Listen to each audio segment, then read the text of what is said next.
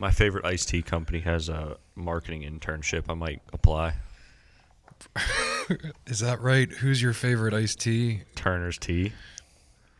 The best iced tea on the planet. Turner's Tea. You want to work for them? Yep. You want to work for them for free? No monies.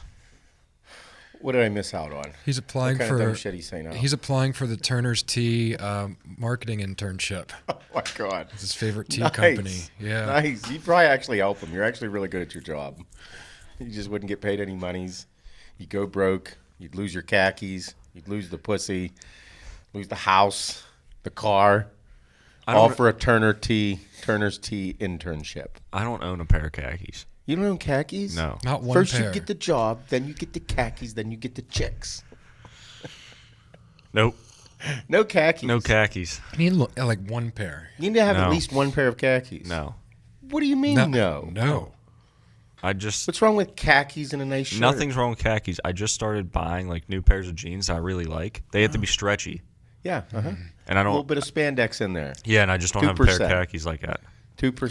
Oh, they make them. I know, but I didn't get to them stretchy yet. khakis. Yeah. Sick khakis. You do functional movements in the khakis.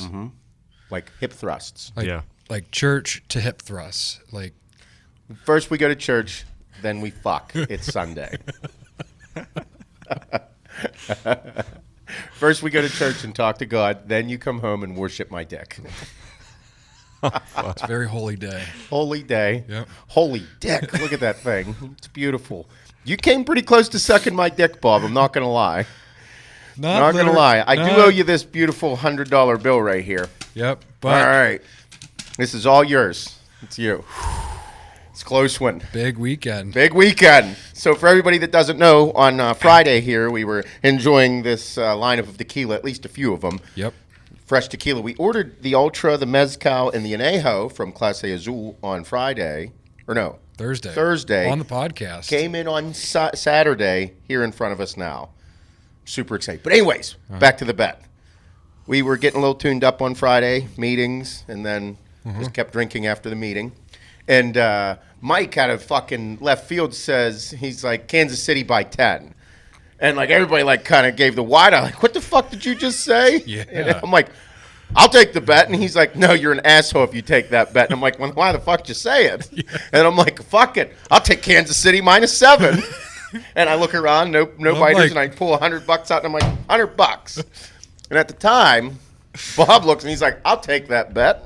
Pull my wallet out. Pull your wallet out, and what do you got? I was like, I don't got anything. There was no monies in there. And I even said, I'll cover you. Yeah. I got another 100 in here. I'll cover you. And you're like, no. So about 5 minutes later, realized, well, then what are we betting here? Because I got $100 on the table. Yep. And immediately, if you're a male and you're at home with your significant other and you are making bets, Yep. the first fucking thing that comes to mind if you're a male and a bet comes about with your significant other, Blowjob. blowjob. Yep. So you out of left field.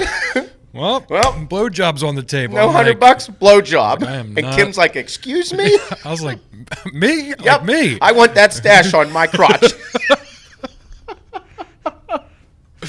So I actually forgot about it till you tagged me in it last night. I was like, please. I was like, everyone pray for me Everybody right now. needs to pray for Bob. I'm holding you to this fucking bet.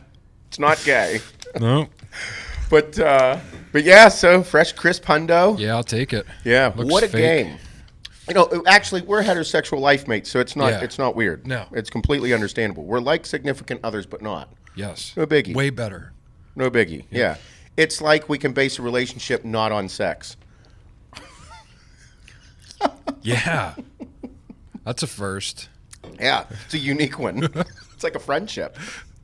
It's almost like we're best friends It's a fucking amazing. without like the sex, which is good. That's fucking funny. But yeah, what a game, huh? Tampa Bay. Even though we're going to exclude Shane from this, Shane did not watch the game. I will say that there's nobody's not talking about how ridiculous Tom Brady is. Nobody. There's one person. There's one person. Yeah, but we're going to pretend he doesn't exist. Today. We're not going to mention he's a piece of shit. Nothing like that. I'm not saying hi He's to good him. at his job. Yep. He's a somewhere. handsome, well-hung individual. Yeah. We're going to leave him out of this one. Yep. Okay. So, but it's everywhere. Tom Brady's the shit. He's incredible. It's hard to say anything. Like, I don't know how to I don't know how anybody can legitimately hate the guy. You can hate him. Like, you can be a hater right now, but you got to be like this. Kind of got to give him a little bit of respect. Every single person in the sports has to give the dude a little bit of respect. Like, I was able to sit back and just watch him go to work yesterday. Bro, it was wild. Mm-hmm. I said on Friday, I was like, if fucking Tampa Bay's defense shows up, game's over. Yeah. Tampa Bay's defense showed up. Chiefs were a little banged up. Their offensive line crumbled. And then they just got eaten alive. Like, Mahomes, if Mahomes would have had the protection, because, dude, the pocket crumbled every single fucking play. If Mahomes would have had the protection, it would have been more of a game. However, Tampa Bay's defense was out of fucking control. Out of control. From the beginning of the fucking game to the end of the game, they were on. It was wild. It's exciting football. It was wild. Yeah. Yeah, so what can you say? The dude has 7 Super Bowl fucking rings. 7. He won 7 out of 10 Super Bowls. That's insane. He lost to 2 men, Eli Manning and Big Dick Nick. Yep. Yeah. That's it. Yep. Nick. But fuck. Wow. I other than the game, like, people were saying it wasn't too exciting. Yeah, it wasn't too exciting, but I'd say the Chiefs crumbled like the Steelers. The Chiefs just kept getting chipped away. Mahomes got hurt. Bro, he got hit his foot was bothering him. Mm-hmm. Bro got cracked a few times, and the pocket just wasn't there for him. And then, like the Steelers, they just got injuries and beat him up. Other than the football game, everything else about it sucked. Mm-hmm. The commercials were shit. So I didn't know at first that it was like every other person was a cutout. Oh, yeah? Like, the initial shot of, like, coming into the stadium, I'm like, look. I was like, nice. I was like, look at all these fucking people here. Yeah. Which there were a lot of people. Yeah, but I was like, oh, those are cutouts. Cutouts, yeah. They wanted to have a look, and, yeah. I mean, I love it. They were like, oh, we got 7,500 vaccinated first responders and all this. And I'm like, great. What's the point of saying if they're vaccinated or not? Because even if you are vaccinated, you still got to wear the mask. You still got to social distance. Yeah. So why the vaccine? Oh, because it's worth fucking billions of dollars. It's another topic. Yep. We're going to keep going on with the Super Bowl. Commercials sucked. Oh, they're bad. Bullshit. They're not even funny anymore because of how woke everybody has to be. You can't even fucking make fun of nobody. You can't even make a joke. Nobody can take a fucking joke. Not one. Nope. Yeah, there was nothing offensive. There was nothing, like, cool. Yeah, no, The only one that was pretty close was the Cadillac commercial with Will Ferrell, where he swore in the commercial. Yeah, that was funny. Yeah. About how Norway's like leading the world in EVs. It's like, no shit, it's fucking Norway. Yeah. Who goes there? Norwegians. Yeah, that's about it. Yep. Oh yeah, that was a funny one. I mean, I always wanted to go up to them. I like the 3D Dorito commercial with Matthew McConaughey. I missed it. He was in there, like, and he looked like he was flat. Oh, like flat Matthew McConaughey. Yeah, like Flat Stanley, like the book. Yeah. But he was flat the whole time till, like, he went in a vending machine and ate a 3D Dorito. He popped out. And then he popped out in the machine and got stuck in there. Yeah, I like Matthew McConaughey. I do too. He has longer hair now. Oh, really? Yeah, like down to the shoulders. Wonder what he's doing with it. I don't know. Maybe a role. Maybe just like a whole life, like a life thing, life event. He's a unique character. Yeah. Cool stuff. He wrote a book. Did he? I didn't read it. I didn't. I heard about it on the internet. But the Will Ferrell thing was pretty funny, which EV is, they're going to be huge. It's the next big thing. Joe Biden fucking killed all the goddamn energy jobs around here, which is going to be a massacre. This end of the state is going to feel that so heavy it's not even funny. Mm-hmm. People are like, oh, it's great. We got rid of the pipeline. Everybody's going to be safe and environmental friendly. Okay, dickheads. Do you know that now we are no longer energy independent. We are now energy dependent, and we're going to have to get all of the fucking gas oil to our areas for all the stuff we still need to use. Like trucks aren't stopped running. So all that occurred was we are no longer going to be energy independent, and we will now be energy dependent. Where do we get our energy from? The Middle East. So therefore, in order to get the Middle East, deals have to be done. Lining of the pockets. Or you just go and take it. So that's how wars start. Resources. Hence, the Middle Eastern conflicts that we have, it's coming back. I guarantee you within 12 months we're in a fucking war. No jobs in a war, going to be shit. Yeah. It's going to be wild. But anyway, Super Bowl. The halftime show, shit. That was really fucking bad. Who sang it? The Weeknd. The Weeknd. Oh. The Weeknd has some catchy songs. Yeah. Everybody likes them. They're today's songs. However, he is not a performer. No, he's not a performer. He is not JT. He is not J-Lo. Nope. He is not AC/DC. Nope. Now, every boomer can say, it wasn't a good performance. No, everybody agrees. Millennial, Gen Z, Gen X, boomers, it was a rough one. It was not good. AC/DC back in the 90s comes out, rocks everybody's face off. We're like, fuck yeah, that was cool. Aerosmith. Yeah. For like 25 minutes. Should drink a beer. Yeah. Fucking maybe listen to some classic rock. See some fucking 90s titties. Yep. Big hair. Fuck yeah, I'm into that. You got J-Lo out there shaking her ass with Shakira. Yep. Some little Mexican Yep. Latino shit. Fuck yeah, I'm into that. Janet Jackson. Huh? Janet Jackson. Janet Jackson, show me them titties. Yep. I'm into that. JT. Just killing it. Adam Levine, he was out there. Yeah, I don't even like him. Shirtless, Take that shirt off. Turn me on. Yeah. Let's see it. See those tattoos. Yeah, show them to me. Yep. Killed it at that Super Bowl. Yeah, dude. Yeah, he was pretty good. Yeah. But then Shane liked that one. I like that one. Nice. Yeah, where's You're, all that you're a at? big Adam Levine fan. I don't think so. You I too, think huh? I I think just he know that the is. performance was really good. And I know what I'm getting you Nope. this year. Yep. I don't even think I'm about it. gonna come in here fucking We're all getting 35 pounds less with Adam Levine tattoos, turn you all on. That's what we're doing as soon as this bitch opens up. Going to a concert. Oh man, but it was really rough. It was bad. Super Bowl halftime show, it blew it. Yeah. It was a letdown, and I think everybody's half okay with it because everything's been a letdown in 2020, 2021. I mean, you could show up limp dick to half the fuckings you got to do, and you're still going to be better than 2021. Yeah. You're like, oh, it's okay. I'm used to being let down. I'm used to getting fucked by someone else. Don't worry. Oh shit. Yeah, it was different. Yeah, it wasn't good. I mean,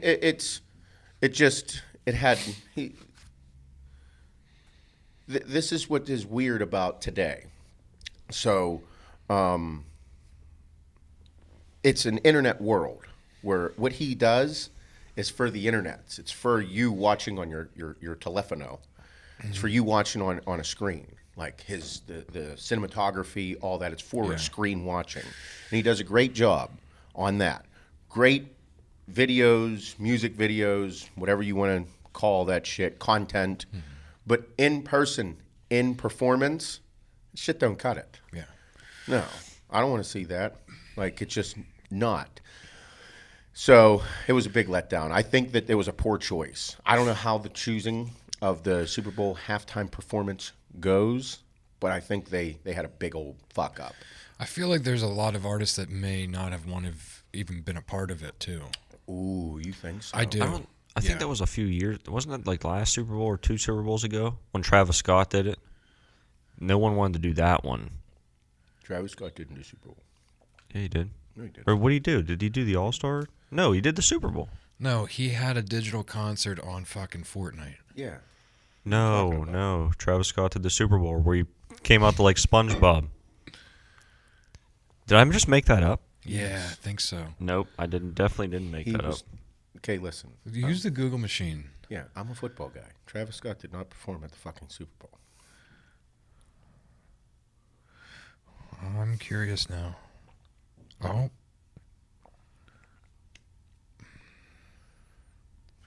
Oh, he came out as a feature. He wasn't the main fucking performer. You know, No, but I know he came out did. with Maroon 5. Yeah. Adam Levine. Okay. Turn me on over there. I'm RuPaul. I want an apology. Get the fuck out of here. He was never a main performer. No, he wasn't. He still performed though. It was pretty cool. It's his part of the performance sucked so bad I didn't remember it. What do you got over there, Bob? Nothing. What are you doing? I was just looking more into this Travis Scott thing. But yeah, I think. How about Antonio Brown? Well, there's one thing I really don't want to talk about, and that's that. So we're going to leave that out. No, I think he did great. I mean, the dude is a phenomenal athlete.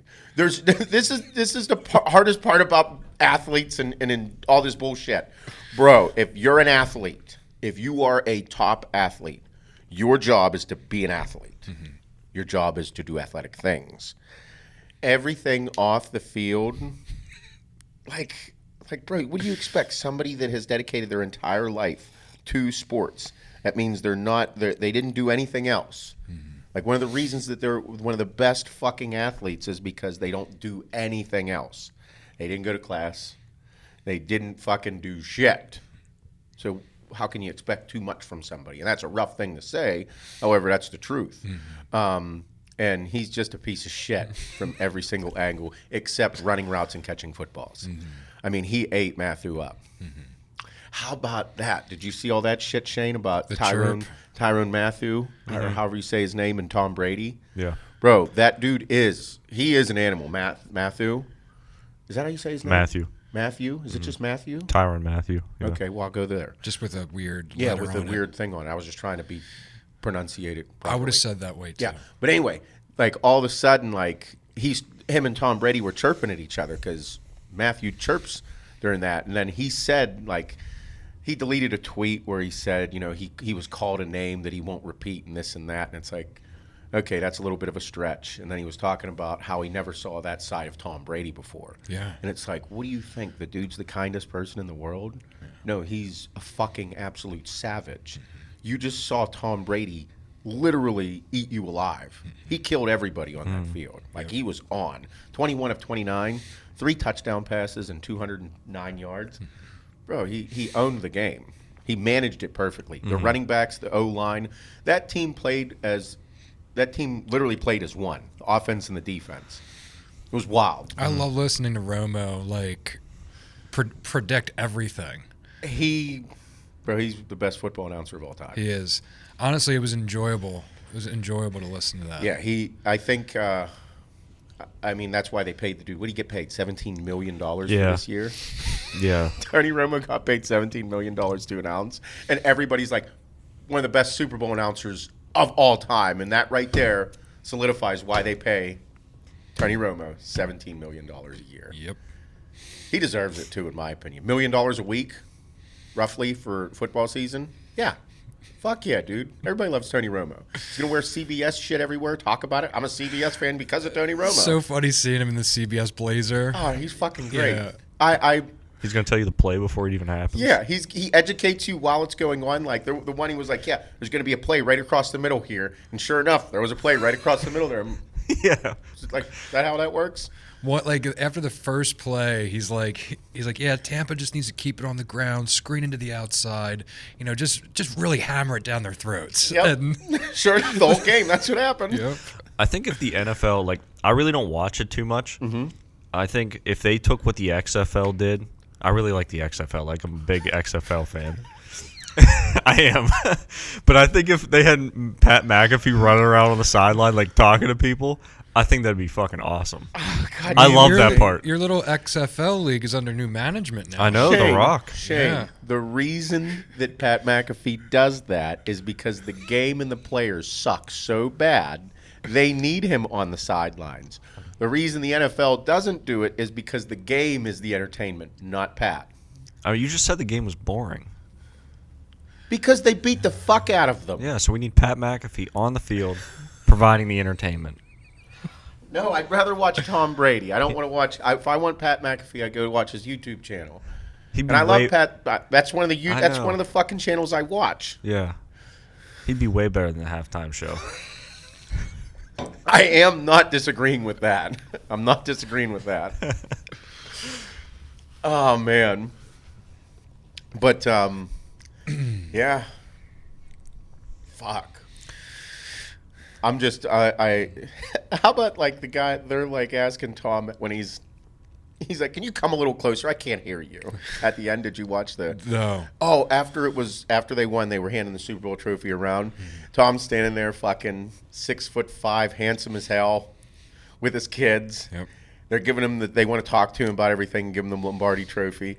And I think it was Jim Nance is talking to him and he's just socially distanced away and he's like, "Can you come closer? I can't hear you." Comes a little closer and then starts backing away again. And then they asked him if he was like coming back. And he's like, "Oh yeah," he's like, "We're coming back next year." And I'm like, dude, there is not one part of him that's going to slow down. No.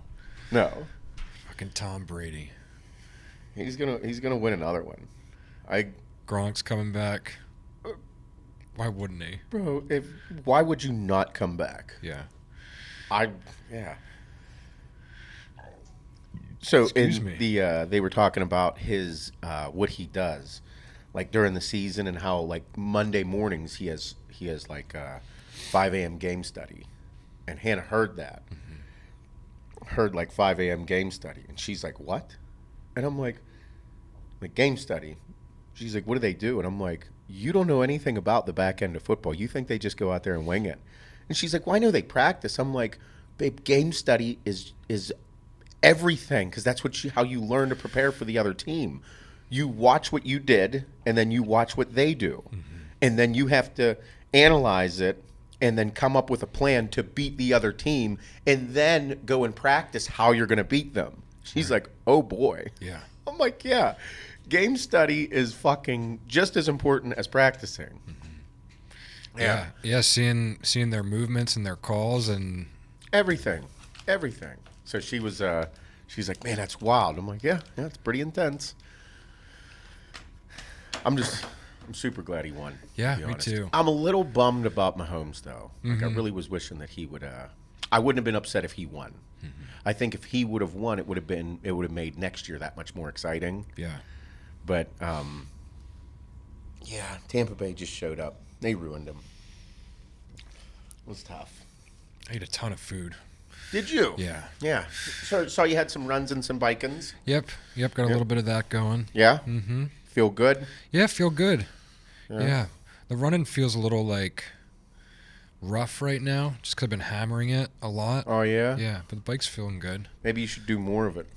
Then it'll hurt less. That's what I was gonna try to do. Yeah. Just keep pushing through it. Yeah. Yep. You gonna do the transformation challenge? I am. So like I'm already doing. What are you Yeah. transforming into? I want to just see if I can get like shredded now, because I'm already doing enough cardio. I just have to literally remove the pieces of shit food that I eat during the week. But you're Like- a performance athlete. You need to eat that food to perform. I didn't need to eat that half a Pop-Tart with my coffee this morning. I didn't need to eat that. So like those things I'm removing. I'm still going to eat a ton of food. I don't limit myself in the evenings. No. There's no limiting, and yet you're still losing weight at a crazy rate. Yeah. I'm just worried you're gonna start wearing medium shirts soon. Nope. the only thing I'm worried Food's about. not changing a whole lot. I'm going to do more abs and more arms, and then just keep doing tons of cardio. Nice. Yeah. Nice. I'm excited. Yep. Nice. You're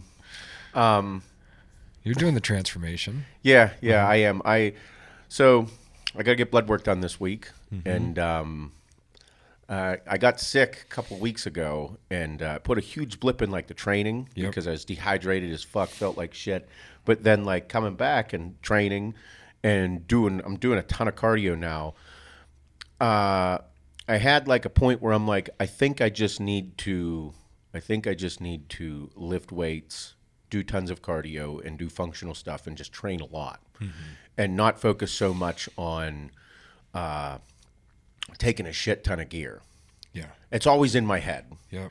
In my head, since we talk about like the physicality of life, like how important it is for me, and now you, like being like uber physical, like you have to exert yourself. Yes. You exerting yourself is better for everything else in your life, and it can become an obsessive thing. For sure. And whenever you say obsessive, all of a sudden there's a negative connotation with obsessive. most of the time people put that there. If you're obsessive, you're weird and creepy. You know what I mean? Yep. Like too far, that means too far. However, I don't really think it's a bad thing, because if it's something that I like and I hold really close, that means it's an anchor in my life. If I have an anchor, that means that that's something that I can revert to and it'll always be there, and it helped me kind of regain control of my life. So my anchor has been weightlifting and steroids. It's been gear because I love it. It makes me feel way better in the gym. It's a fucking known fact. Anybody that disagrees with it is full of shit. So my thing is I'm attracted to it. I like it. But with how I feel now at 223 pounds instead of 233 pounds, it's just so big. It's so different. Yeah. I feel way better, and it's not that I look any different. My thing is now it all has to be over forever. Yeah. Need to do the HRT, and that's where I'm at. And then my growth hormone, that's where it's at. And I need to get in very good shape. So this transformation is going to be that for me. This transformation is going to be the beginning of that for me. Drastic action, drastic reaction. I cannot be 235 pounds anymore. I need to be 215 pounds in very good shape and doing great things. Yeah. That's it. I need to be in shape. My heart needs to be healthy. My organs need to be healthy, because I want to be around for a long time, because my life right now is pretty fucking cool. Yeah. So I don't need it. And this whole process over the next, it's 9 weeks now, but starting on Sunday is the 8-week starting period. It will be the transformation for me to start this process. Yeah. So everybody's going to see something with me occur that, I mean, usually it's the opposite. Usually it's me being big as fuck. I want to be in shape, and then once I get to where I want to be, then I'll have another physical goal. But I need to exert myself in a way right now that I'm uncomfortable with. Because if I just do the same shit I've always done, like, same thing's going to occur. So this is the challenge for me. It's going to put me into, I'm going to do a massive amount of cardio because I need to get in very good cardiovascular shape. Yep. I've been reading a ton of info, watching a ton of videos on your resting heart rate, your resting heart rate, and then whenever you're exercising, where your heart rate is and how to keep it lower and why it spikes and all this, because I never really got into that. Yeah. And how important it is. And being in shape, which I've seen you do, whenever you're doing your runs and where your heart rate is a huge deal. Yeah. It's kind of a dictator in a sense of what type of condition you're actually in. Yeah. If you're exerting yourself at a high level and and your heart rate is down, or at a moderate, you know, quote unquote, you are in pretty good fucking shape. Yeah. So that is my goal. So this weekend I did some intense HIIT training, and I tell you what, it really sucked. Yeah. I didn't fucking like it. It's fucking brutal. But I liked it because it was different. So this transformation is going to be me transforming myself and how I do things in over an 8-week period. But that's just the beginning. Because I still have an affinity for lifting heavy weights. Yeah. So I'm still going to do that. But I need to, because what do you think I'm going to do? Look in the mirror and be skinny? You out of your fucking mind? That'll never happen. I'm still going to do fucking arms and shoulders like a champ. Yeah. I'm still going to fucking train legs. I still want cool quads. What do you like? It's going to be there. I'm still going to do squats and deadlifts and fucking look like a bodybuilder. However, it's just because I like to do those things. But there's certain things that I don't like that I need to do. Yeah. And, sorry. Go ahead. Yeah, and I was just going to say, I mean, I was going to talk to Shane about doing a video on it because, like, the misconception of, like, doing too much cardio, like, you're gonna lose all your gains, you're gonna lose your muscle, you're gonna do all these things. It's like, no. To an extent, if you're, like, doing cardio like I do, where it's not just cardio, that is my training, nothing's gonna happen. And for people that are going into this challenge, don't be scared of cardio. It is gonna help you get the most out of this challenge. If any bodybuilder any bodybuilder knows how important cardio is. Mm-hmm. Any bodybuilder that wins a show, there's a 99.5% chance he did a lot of cardio. Yep. There's a good chance. Very rarely do you ever see somebody win a show like the Olympia or any high-level show where he was just absolutely diced and peeled, and he's like, yeah, I didn't do any cardio this prep. Everybody's like, you're lying. You're either lying or it was a shitty show. Right. But because every time you see somebody that does that it's just peeled to the bone, cardio is involved. Yep. And part of it is learning the type of cardio to do. You're running. Bodybuilders don't run. It's bad for the joints. Yep. Running just sucks, period. So most people that run have a slender look. Yeah. Most people that are bulky and have fucking crazy thin skin like the step mill. Mm-hmm. Just how it is. Yep. So the Transformation Challenge, it is the HWMF Transformation Challenge. It's about transforming your life. And for people that are looking to for something to kick their ass into fucking gear, this is it. Fuck yeah. You're supposed to be uncomfortable. And that's how I look at it. I'm supposed to be uncomfortable. So I'm going to be uncomfortable. Yep. That's what I'm going to do. Drastic things are going to happen. A drastic action is going to have a drastic reaction. Mm-hmm. You've heard me say that for bad things as well. If you do something drastic, expect something drastic. Yep. Well, I'm looking for a drastic positive. Mm-hmm. And I don't know what's going to occur. I have no clue. That's part of the fun. Yeah. Part of the experience. What's it like doing cardio at 5 a.m. against Seth for an hour? Fuck me. That's what it's like. It's like getting fucked in the ass. And I don't like that. I have no desire for it. Mm-hmm. But that's what I'm going to do. It's going to go back to those things. Then I'm going to train in the evenings and possibly do even more cardio. Yeah. Because something drastic needs to occur. Because my mind will continually revert back to it, just like everybody else's does. My comfort zone is being uncomfortable in the gym, pushing myself in that sense. This here is going to be uncomfortable because it's going to change how I've done everything for years. Yep. So, yep. Get the blood work done. And then the new clinic is helping do all my stuff. Yep. Be good. Mm-hmm. It's a good thing. I'm excited. I like cardio. I love the early morning shit. Fuck yeah. Having SJ threw a fucking monkey wrench in it all. Yeah. Yes, do that. That was the big thing. Having the baby's 8 months and it's like fucking. It's intense, but I'm excited. Mm-hmm. Yeah, it'll be good. Drastic action, drastic reaction. I think everybody can take a whole lot away from that, because if you never have like the thing that ticks in your head, if you don't have that switch that says, okay, it's going to change, you won't change. Yep.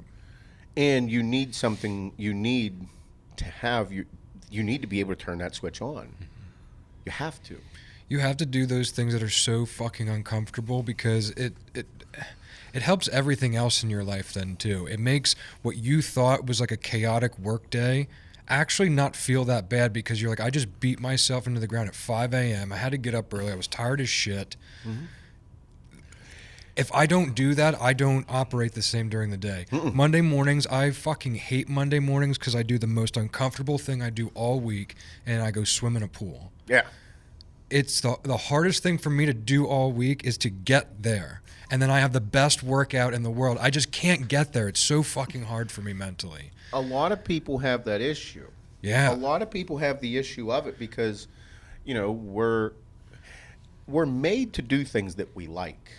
Mm-hmm. You know what I mean? Like, our brains are just wired that way. We're wired to do things we like and avoid things that we don't.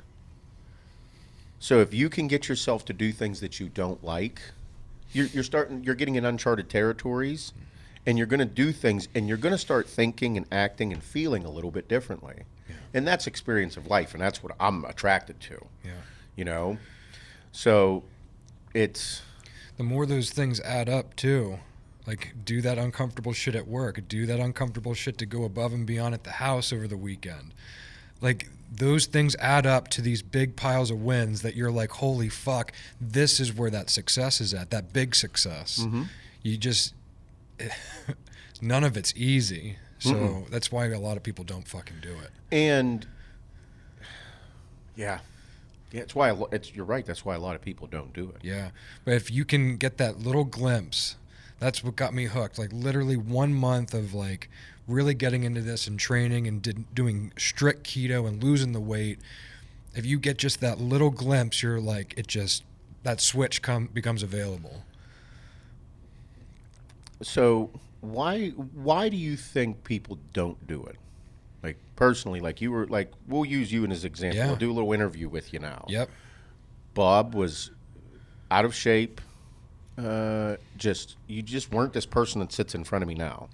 275 pounds, 260, 255 pounds. I mean, you did drop that weight, but you were still not where you are now.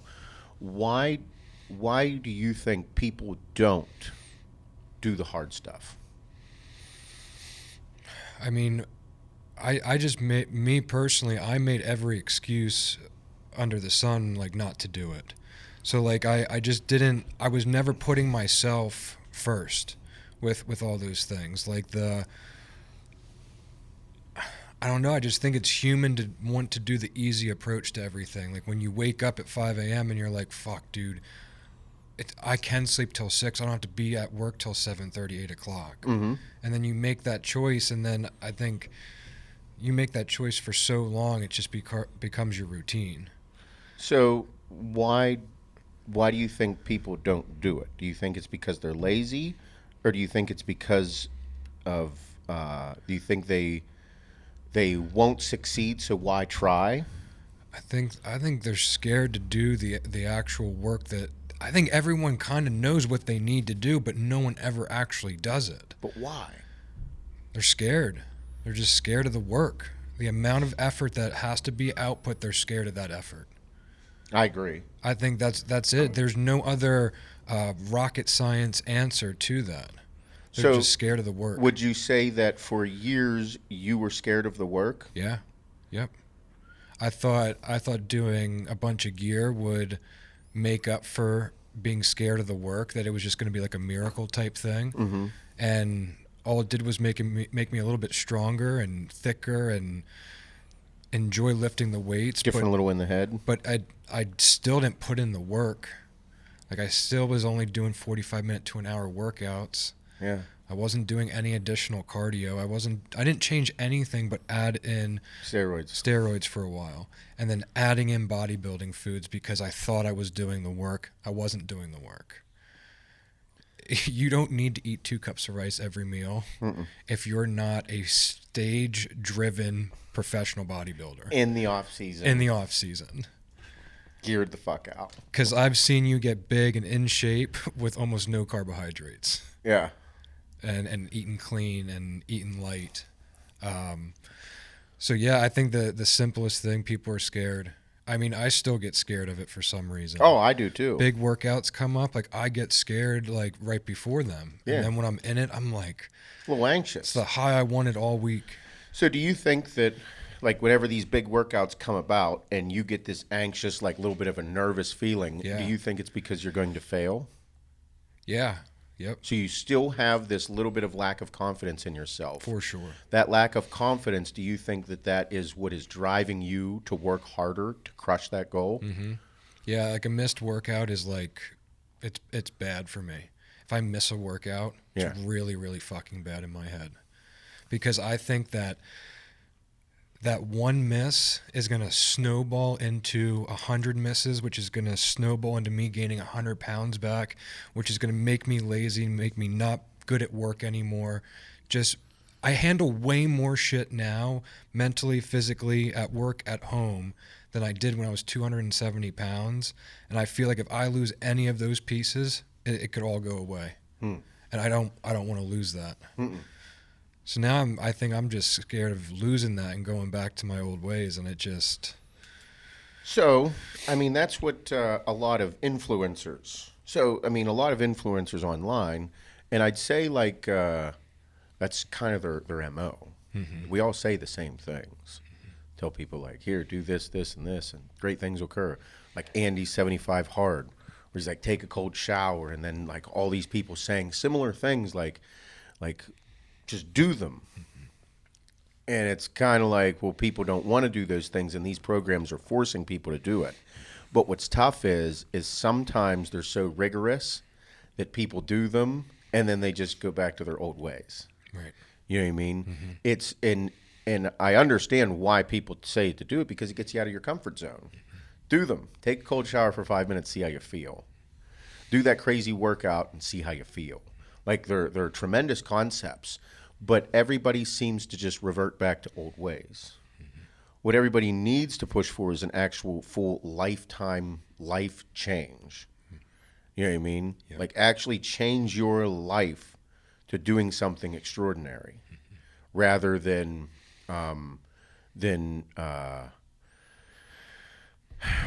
just continue to rigorously diet or something like that. Yeah. You know what I mean? Yep. Like for me, whenever I would help people with like lifestyle changes, and whenever I was doing a little bit of coaching, mm-hmm.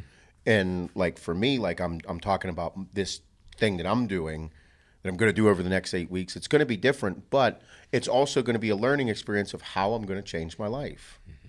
You know what I mean? And it's similar to how you did. Well, I'm going to do strict keto. And then as I'm doing strict keto, I'm going to start training, running marathons, and maybe doing an Ironman. And then you learned, hey, keto's not good for Ironmen. No. Not a good idea at all.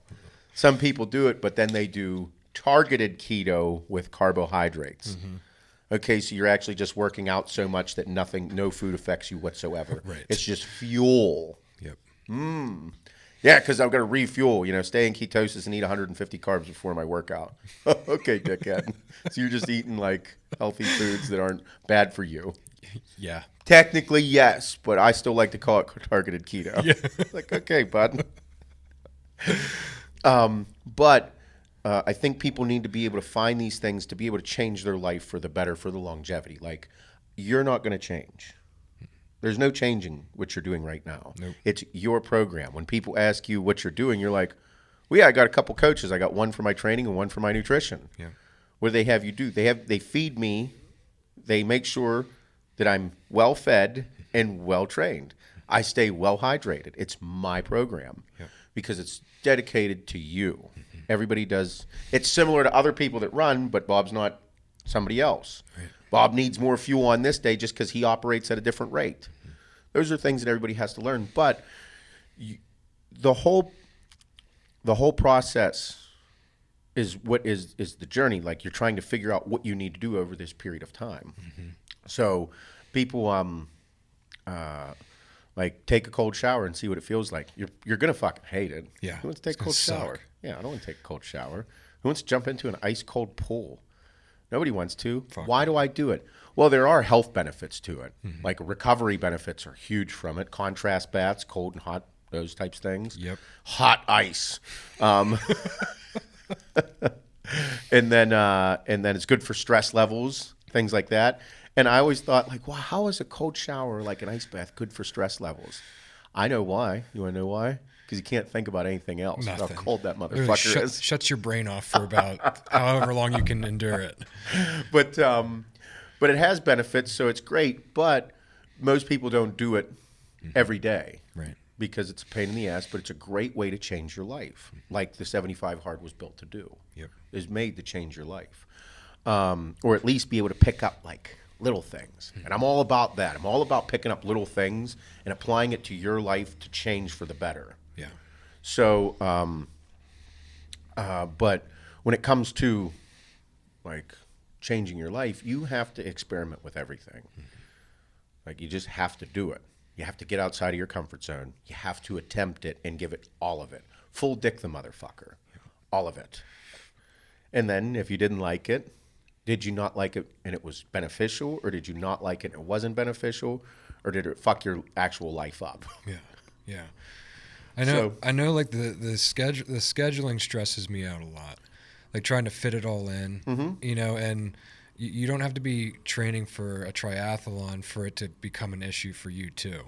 You know, because generally speaking, like people going into this transformation, they're still going to be lifting weights, but they're probably going to be adding in more cardio. So maybe like 1 or 2 workouts per day. And like that always still stresses me out. You know, especially work gets busy that week, and then you got a busy weekend, and like you're trying to make the time with the family, but you know, like I didn't have this time Wednesday, Thursday because of work. I need to get it in Saturday, Sunday now. Mm-hmm. So those are those additional decisions that like are really fucking hard to make, and the ones that make the big difference.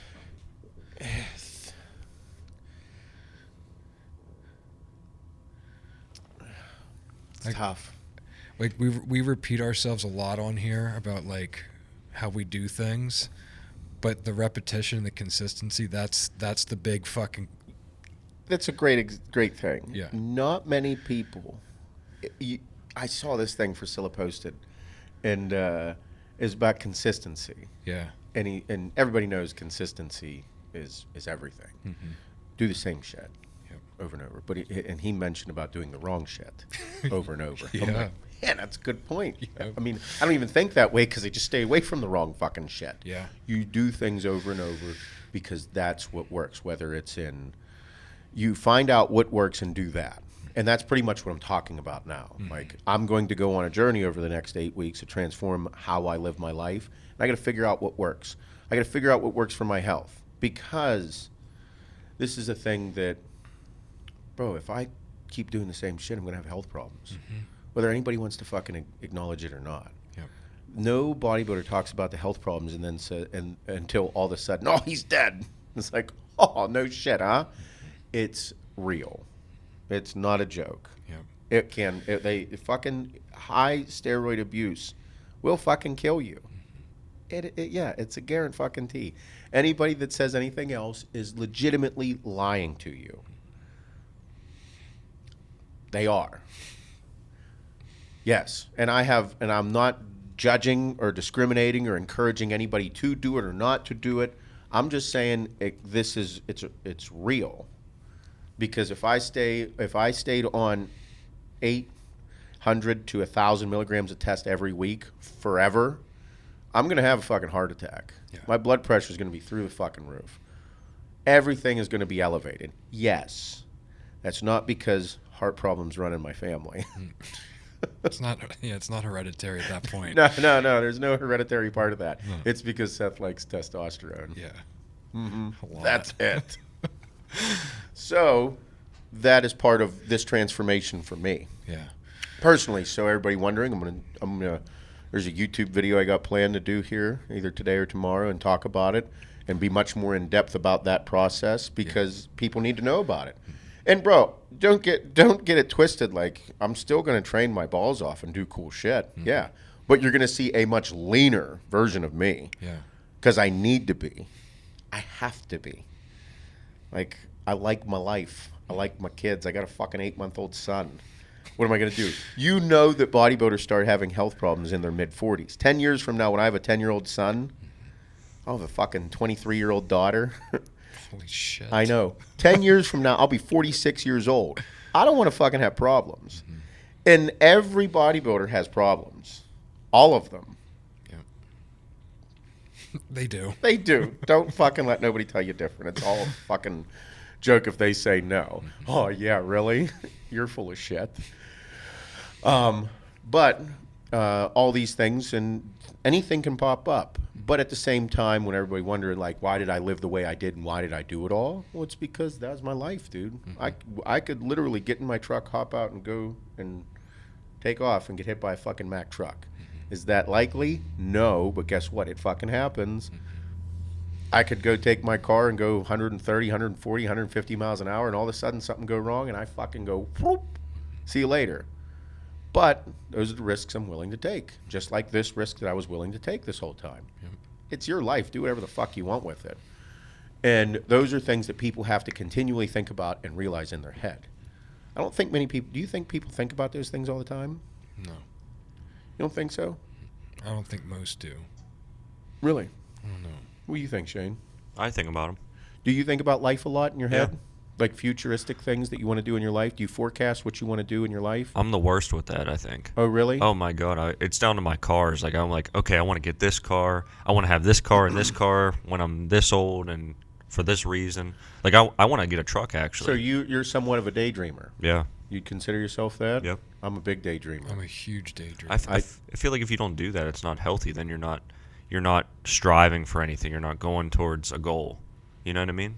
Huh. Do you think people that are in like a rough job or a rough patch of their marriage or a rough patch of their life, do you think that they forecast about those things, or do you think they kind of get like a little bit of a fucking life block in their head about just their shit? They're kind of negative and they hate everything. Yeah, I mean, I don't think they can even look ahead because they hate the present so fucking much. So you think they just exist? Like they feel like that? Yeah. I don't think it's a complacency. I think it's just, like you said, they're stuck. Like you Just get don't- stuck and like you got to make some really tough decisions or moves or remove someone from your life for it to get better. And I feel like most of the time they're like, I'd rather live with this than have to make that bad decision. Which is crazy to think. Like I think it gets really tough for them to daydream when you're stuck like that. Or they're daydreaming about just getting rid of that person, but they know they physically can't.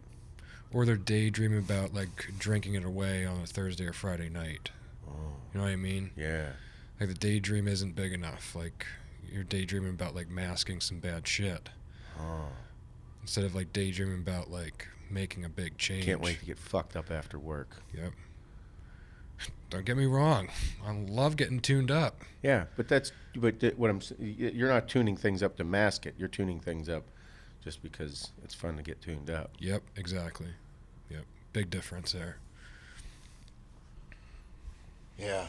I mean, hell, I was there. Oh yeah. Binge drinking on Fridays, Thursdays, Saturdays. It's crazy. We're just being stuck mentally, man. I mean, me and Kim been battling some shit the last 3 weeks. You know, just everything with how busy work is, all the training, her rehabbing her ACL, me and her button heads, like packing and moving up a house, the fucking winter storms that are coming here in Western PA, and it being, you know, her not being able to be a part of that and help out. It's been insane on our relationship. Probably the most we've fought in our entire relationship the last few weeks. And we had a good weekend, a good couple days, and we legitimately both like put everything out in front of us and was like, what is causing this? I was like, what's causing this huge disruption? And it is me and her not communicating at all. Me and her not talking about shit. Me clamming up and not talking about anything that's going on at work. Her not telling me how rough it is to not be around people all day, and her knee not really improving as quickly as she wants it to, and her lying to me about like her happiness and not being happy, and likewise for me. And as soon as we started talking about it, we were just like, fuck, dude. I get caught up so quickly in my head. And a small conversation and us re-communicating this weekend, I felt like a new person today. Oh yeah. You know? Oh yeah, it's important. Yeah, it's nuts. Communication is very important. Yeah.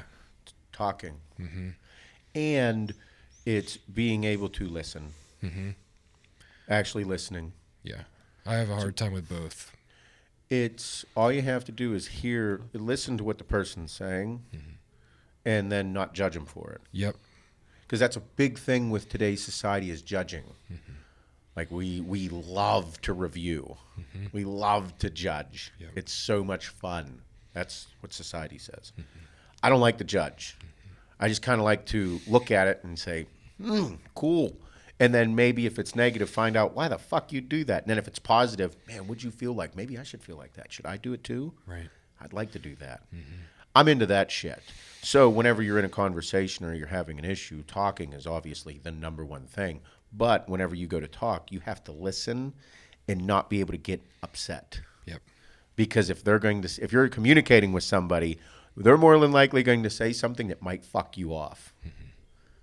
Because that could be a problem. You could be a problem. Yep. If you could be a problem, that means that you could take it personally. But in a communication, in a what is that from? What's that called? Old school. I thought we were in the trust tree. I thought we were in the tree. When you're there, you have to be accepting, and you also have to unload the shit on your chest and not hold back to say the other things about the other person that might be bothering you.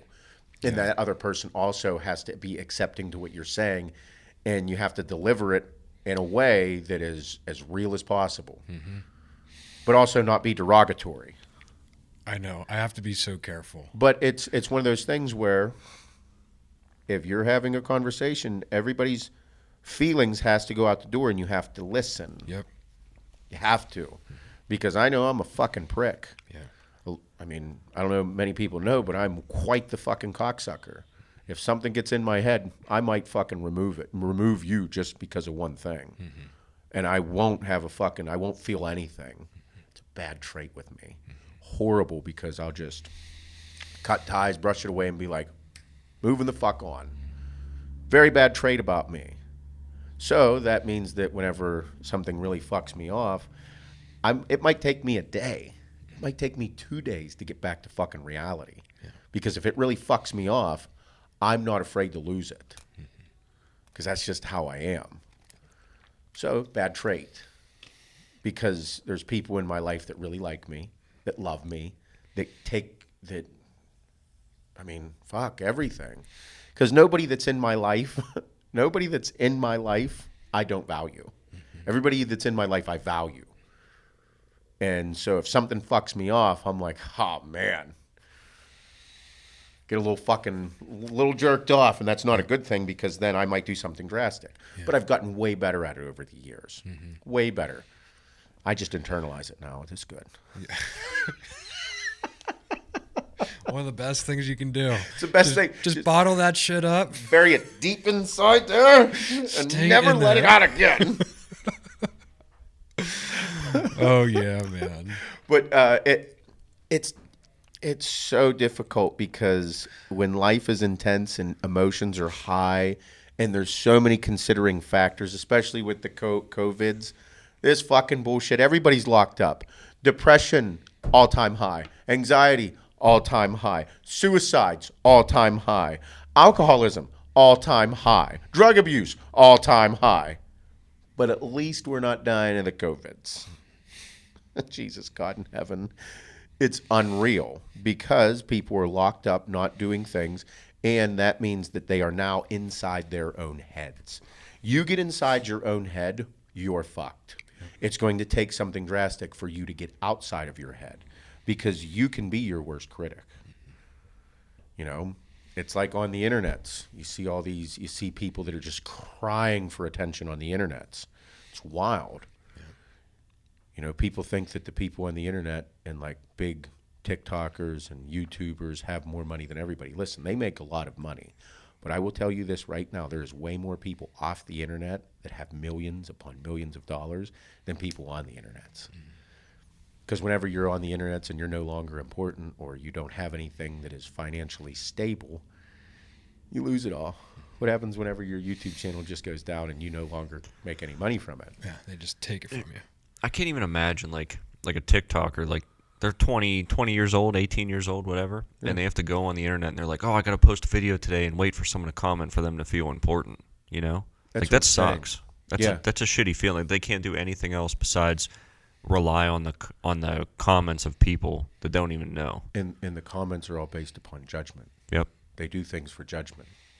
They do things for review. It's like the review channels, and how I said I dislike them. Because it's information that people are absorbing. You're watching reviews. You're watching things that don't do good for you, because it's all about judging other people. That's not good.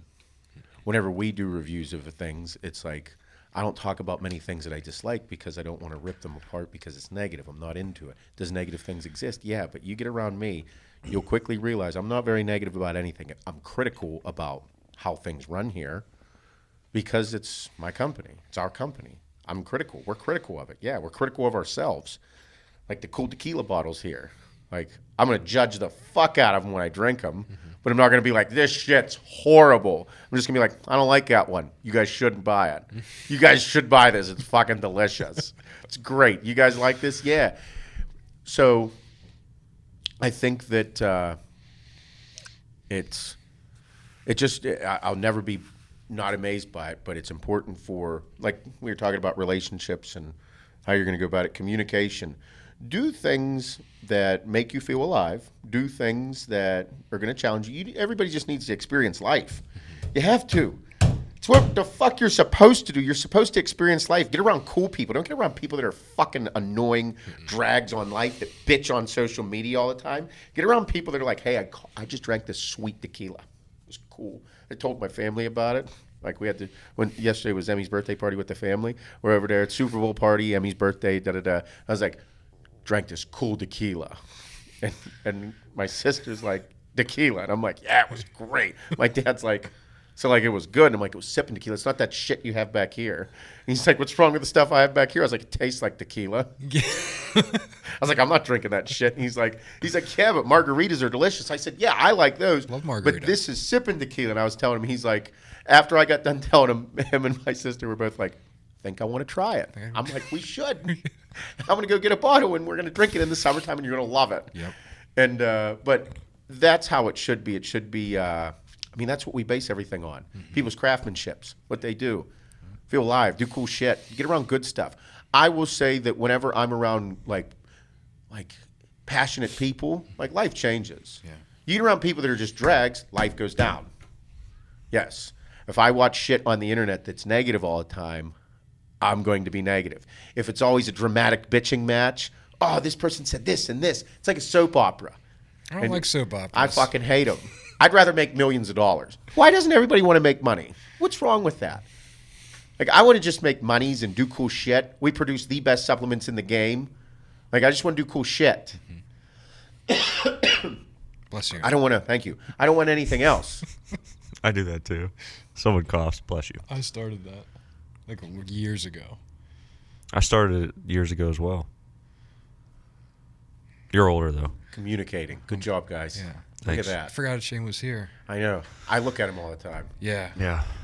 I wouldn't mind like a mirror, like, you know, you put at the end of your driveway when you can't see. See what he's looking at the whole time. Yeah. We should get one of those. I feel like you're staring at me sometimes. I can feel it.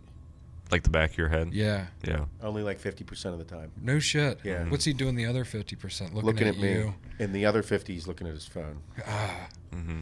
Equal 50s. Like 150%. Yeah. Of the 50, time. 50, 50. Mm-hmm. So if you were to split the time into 150, it's equal for all three of those Equal things. 50% parts. Mm-hmm. Yeah. Yeah, there's 150. There's 150% in everything you do. At least everything I do. It's all about how you break it down. Fractions. It's not 33.3%. It's 50%. It's however you want to break it into thirds. Yeah. I don't do everything like everybody else in the world. I do everything 50% better. Mm-hmm. Or half-assed 3 times. Yeah. Yeah. That's good too. I might convert my whole life to the metric system. Like everything. I already turned all my cars to kilometers. No, you didn't. Yeah. No, you didn't. Yeah, the truck, yeah. You're It makes get it look pulled like over I'm and be like, driving way I faster. don't know what you were doing. I don't know what the problem is. I was only going 150 kilometers an hour. The cop's like, He's like, so wait. he's like, hold on. I clocked you. He's like, oh, sorry about that. And he's like, fuck, I don't even know how fast that is, but it's got to be under the speed He limit. made it seem like I was like I'm not. I shouldn't be pulling him over right now. He was so convincing. So you're going 60 kilometers in a 25-mile-per-hour zone. Listen, I have no idea how many miles per hour I was going, but my truck says 200 kilometers an hour. It's perfectly fine. I think that's still pretty fast, though. I think that's really fast. I don't know the conversion factor It's there. not that fast. I use Google Converter for that type of stuff. I've gone 302 kilometers per hour before. Let me see Dude, this. 200 kilometers an hour is 124 miles per hour. Oh, okay, yeah. Yeah, it's fast. Oh, Yeah. Still not that much. okay. That's a whole formula there. There's I saw this meme. I Kilometers. screenshotted this meme. It's 1.6 9. So- kilometer equals think 1 mile. I think there's a 9 in there. 0.9, yeah. This one here, 609 3.4. it says this. pi. Americans finally use the metric system, but only to measure bullet diameter. That's funny. Like it's a, Yep. like he's like, oh fuck. Like, oh man. I had a couple of pretty good memes I screenshotted. Like, oh, this was funny as fuck. It's the state of Oklahoma. Okay, and the Panhandle is circled, and it says what goes on here. Like, what happens in that part of Oklahoma? Oh yeah. Does anybody know? I have no idea. I wonder if anybody lives in that part of Oklahoma. I don't know. There's a river there. Anybody live in the shaft of Oklahoma? That's funny. Yeah, that's a good question. What happens there? Like, I wonder why Oklahoma was divided there and Texas was like, they're like, fuck you, Texas, you're not getting the top two. I bet you some guy from Texas like wanted like a piece of land and like wouldn't give it up to like the state of Texas, and then it ended up being like up there in Oklahoma. I don't know. There was some Oklahoma in. There's a reason for that panhandle. Yeah. That's what that person's like, what goes on here? I'm Googling it. What goes on in the Panhandle? It was a question that's asked. Oh yeah, that's great. Why?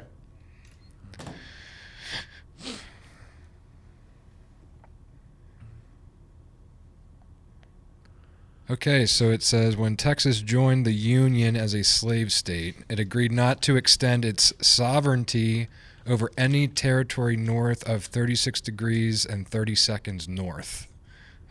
That's So they didn't give the Panhandle because Oklahoma. It was above like a certain certain line. Yeah. Fictitious line that existed. Yeah.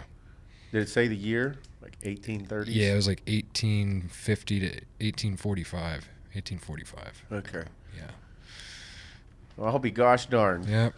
Not really the answer I wanted there. No, but it's the answer you got. Yep, and probably the correct one.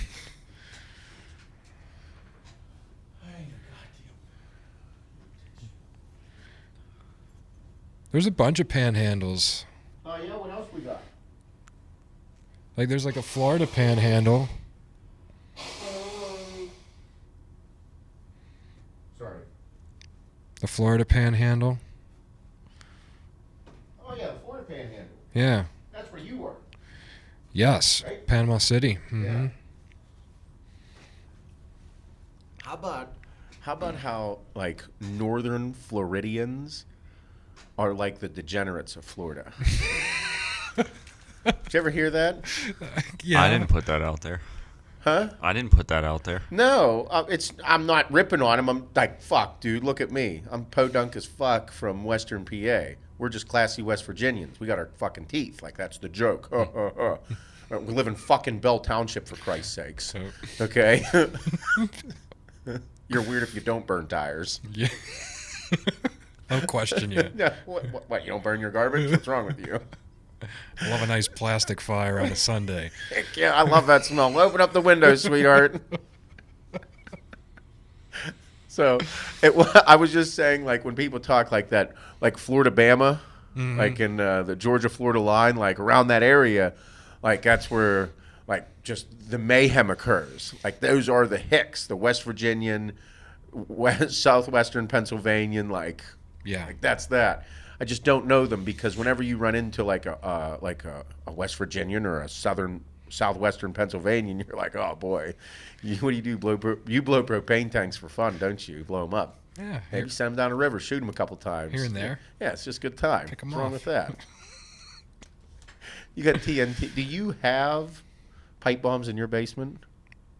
Not that anybody knows about. No. So no. Yes. What? Wait, you do? So, No. like, that's what I mean. I'm not ripping on them, but, I mean, I think those are the kind of people I want to hang out with because it's fun. Like, you're going to do something fucked up, possibly blow a finger off, Yeah. but you're going to have memory. I like those. I want to like go explore like the swamps of Florida. I don't. Yeah. Are scary. I want to go on a big fan boat. If that's what you call them. Yeah, fan boat. Is it a fan boat? What fan boat's called? Oh no, Shane's on his phone. Fan boats? 50%. Yep. There's that 50, the middle 50. Yep. Or is it the second? No, the middle. You're first. That's Airboat. second. I'm third. Airboat. Airboat? I like fan boat better. Yeah. I want a giant fan boat. It's called an airboat. I know they're light. I Yeah. think. They seem like they just glide across the water. Everglades. I'd be fucking terrified. These things are sick. Mike will know about them. Oh, the state troopers have them down there. Look at that state trooper airboat. Oh, get the fuck out of Fucking here. sick. An ice airboat. Boy, those are probably dangerous. I wonder how much an airboat costs. Look it up. All right. How fast do airboats go? Probably all based on the fan size. 2014, 670 horsepower. It says around 35 miles per hour. Oh, wait. 20 grand, you can get like a pretty robust airboat. And modified airboats can go as fast as 135 miles per hour. Yeah. Bro, you'd fly away. You'll fly away. Airboats are sick. Oh, yeah. Watched a wild movie this weekend. What'd you watch? Tenant. Oh, I tried to watch it one night and my fucking cable shit the bed. Holy fuck. Really? Blows your mind. I heard it was cool. I heard it's like Inception type shit. Yeah, I want to watch it a second time. Yeah, because it's fucking out there. Apparently, like I saw a couple memes or something with the black actor in it. Yep. Is he the star of it? Yeah. I didn't look too far into it. I just saw a cool meme. I'm like, looks like something. Yeah, I'd it was. I heard like a few things about it, and then I saw it again when we were scrolling through. I was like, let's watch the trailer, and the trailer was so badass. Like Kim looked at me, she's like, we have to watch this right now. Really? Yeah. And it was wait, who's the director? Christopher Nolan? Christopher Nolan. Bro, it is like it starts out as like a very standard action movie, like it's really entertaining, and then it just like flips your mind around for Warps like it 2 out. hours. Yeah. Nice. Yeah. That's I exciting. was maybe too high for it. Like a little bit too high at the end for it. Wait, you were high the whole movie? Yeah. Yeah. You got real I stoned. mean, I usually roll up a couple for a movie. I forgot you smoke in your house. Yeah. Yeah. Yeah. That airs out in a day. Every day. That's my cocktail. I know. I'm not judging. I Yeah. just think it's funny because I don't. Yeah. Well, you have children. 3 kids. Uh-huh. Yep. Oh, fuck. But good movie. Good I stuff. wonder how long it really was, because at the end I'm like, fuck, dude, this feels like 4-hour movie. Like it felt long. Probably 220. Let's see. 140, or what would that be? 140 minutes, yeah. Oh shit, it's 2.5-hour movie. Oh, That's why. yeah. You were high for the full 2.5, so it was 5. Like 2.5. Yeah, 2.5 joints. About a joint an hour. Oh, my God. Oh, my God. Oh, my God. Oh, Jesus. I just love the names of weed. Like Lemon Drip. Who the fuck are you guys? They're stoners. They got high and thought of names. I had one called Animal Cocktail. Oh, God. Yeah. What happened with that I one? didn't like it that much. Oh, shit. Yeah. Sativa? No, it was just a super, super heavy indica that like made me feel really weird. Why would they call it animal cocktail? Feels like I get all I think it was. JoJo, the Actually, Indian Circus Man. no, I don't know.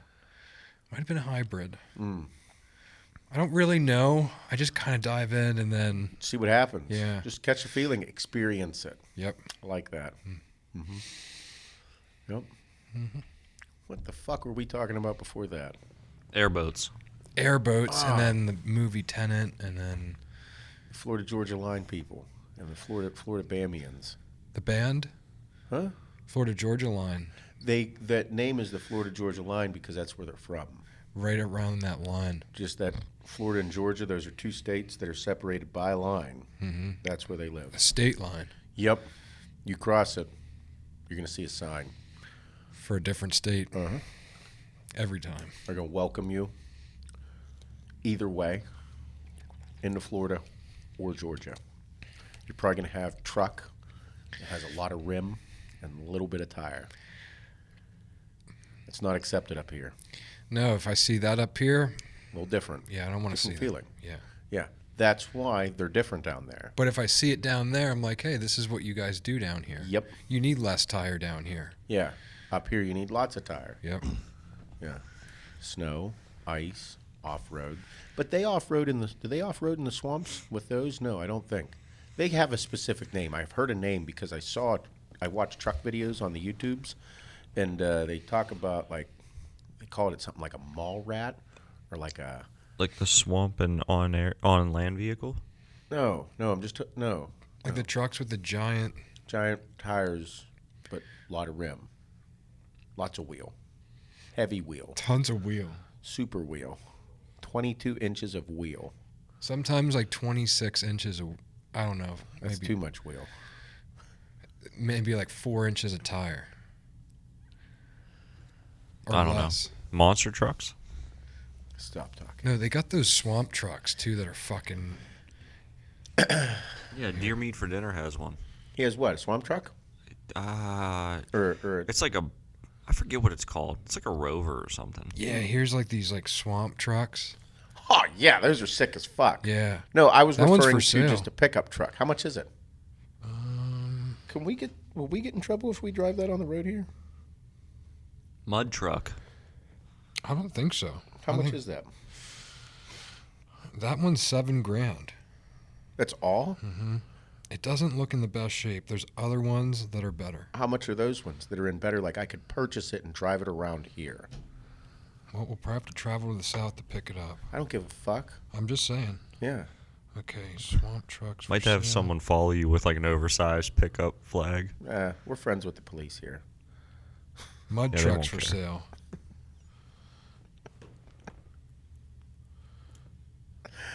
I just want to do dumb shit this summer. That's pretty much one thing that I do have on my list is to do a lot of dumb shit. Mm-hmm. Like have vehicles that are just fuck off vehicles. Yeah. Do things that are fun. I'm gonna try Facebook Marketplace. Yeah? They had them in, you know what? They had them down in Tennessee. They were driving them on the road in Nashville. Yeah, I recall. Looked super dangerous. People were getting fucking hammered. Nashville is weird. It is a weird place. Scares me a bit. I don't know guys how are to making use fun of a any lot of of this shit. places. Why is it so hard to find something to buy on the internet? It's not like at least these type of things. I hate all the ads. Can't find any good mud truck. Is it sites. because the people that own them don't really know how to use the internet? I'm lost. Are you trying to confuse me? I am. I'm confused. I'm just trying to enjoy a delicious homemade chocolate bar. These are loaded with horsepowers too. How many horses? A lot. They Clydesdales? Oh, shit. This one has 450 Clydesdales. God damn. Could you imagine seeing 450 Clydesdales? Nope. And they don't have anything for sale. Get out of here. What? I just saw a boat that like looked really overpriced. Was it a Pavati? Nope. It was like a fishing boat for 750 thou. That's not real. It didn't look real. Probably one of those All right, I can't find any mud trucks. I'm getting pissed off. overseas How about scams. eBay Motors? Let's try eBay Motors. Couldn't imagine bidding on a vehicle. That would piss me off. No, I just want to buy one. I'll give you 10 grand more if I don't have to fight over it. Oh, Jesus Christ. You want to hear the craziest fact I just seen on SportsCenter? Yeah. Yeah. Tom Brady has a higher chance of making the Super Bowl than Steph Curry does to make a three-pointer. Oh, yeah, I did hear that. That's fucking wild. Yeah, because it's he's made the Super Bowl 10 times out of 16 seasons, and he's won 7 out of 10 Super Bowls. So Yeah. So he had 10 out of 16. So yeah. So that is better than 50%. Yep. And isn't Steph Curry's shooting percentage? It's like in the 40s, isn't it? I want to say it was like 40 something. like high 40s. That's crazy. We have to just go to the South and look in the local ads for them. Or just ask somebody here because they're going to tell us what to do. Anyone from Florida listening? Florida-Bama. Send us some ads for swamp trucks. I fucking hate fake Facebook ads. So do I. They suck. I hate them. I don't like the ads. How about how this generation used to watch YouTube and be like, I like YouTube because there's no commercials. And now it's just loaded with ads. And they're like, they're not commercials. Mm-hmm. They are. Then they make you pay for the premium so you don't get ads. Well, that's the goal. Yeah. It's a wild place we live in right You know what really pisses me off? now. What really grinds your gears? Like, there's this video I like. It's like really motivating, and like I like to put it on when I'm running, like at the end. Yeah. And at like the most crucial spots of like the video, they throw in like an ad, and like the skip now thing will come up, so I can skip it like almost immediately. But I'm running and I'm trying to tap the button, and then I click on the ad. It takes me out of the app into Safari and onto the web page. You don't have premium? If you have premium, do the ads still come up? I don't think so, but I also don't have premium.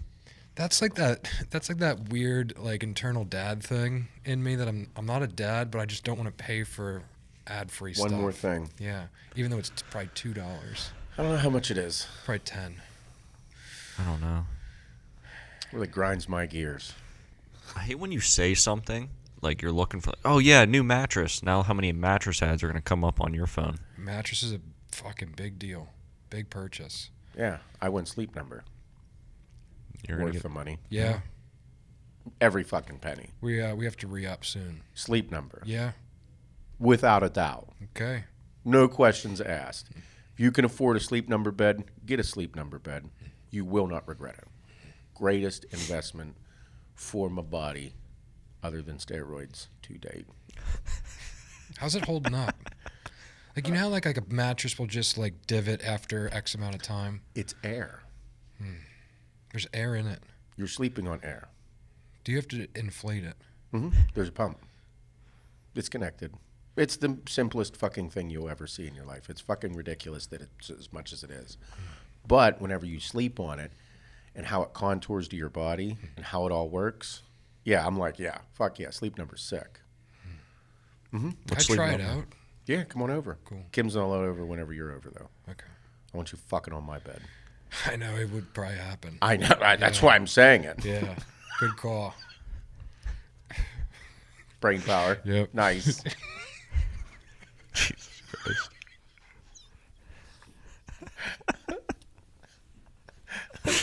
It's like we're funny. You know? God damn it. But no, I think Sleep Numbers are great. You also get to like make your own bed. Like they have the sheets and the stuff. I usually do. Well, I don't. Kim does. No, I don't make anything. I just make money. I'm great at making messes and money. I'm good at blowing loads and making money.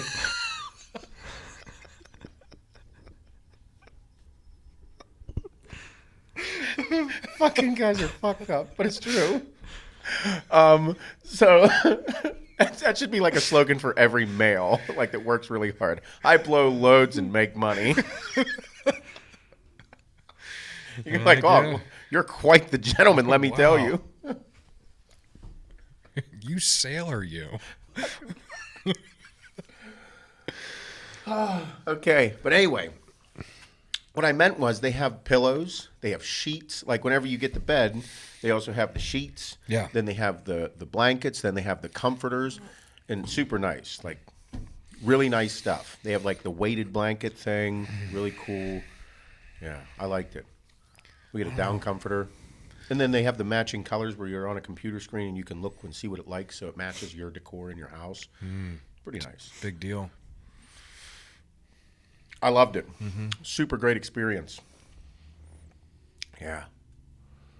I'm very particular about my bed. Oh yeah, this bed's fucking awesome. It's I think it's the greatest thing on the planet. We didn't get the one, but you can get the one that raises up. I don't know if I want that. I don't because the only thing I do in my bed is sleep and fuck. So I don't like watch TV or read. I don't do those things in my bed. I don't need any more buttons in my life. I just want something. So I just go in there and I put, like, it's cool because, like, it's, if Kim cannot, it's for you. Like, so you raise it up to 100%, you get the air to 100%, you lay down on it, and then you get it to 100%. And then it knows your body, and then you go from there and go down in percentages to where you like the softness of it. So Kim and you are two different weights, so therefore it's two different. It'd be two different feels if you calibrated it to that weight. So my 85 is different than Hannah's 85. You understand? Okay, yeah. Yeah, so it's pretty sick. Wait, but you can adjust both sides differently? Yeah, it's the whole purpose of the fucking thing. Nice. Yeah, that's the whole point is for her to have her side and you to have your side because you guys like different softness. Like, dude, I keep it at like 90% because I like a firmer bed because the more contour I have because I'm heavier, like my back just don't feel good. So Same. mine's pretty stiff. I like a firm bed. Yeah, and then Hannah's around like I think 70. I need to get a cooling bed, like something that like. You cool. need special sheets. Yeah.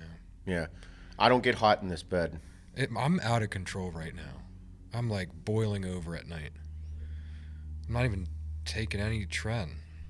You don't really do anything. You just run and eat. I think it just like everything speeds up overnight because I'd never like truly rest or recover. It's like you're losing weight while you're sleeping. I do every night. Yeah. It's weird. It's like two goals in life that people try to do is make money while they sleep and lose weight while they sleep. How do I do those two things?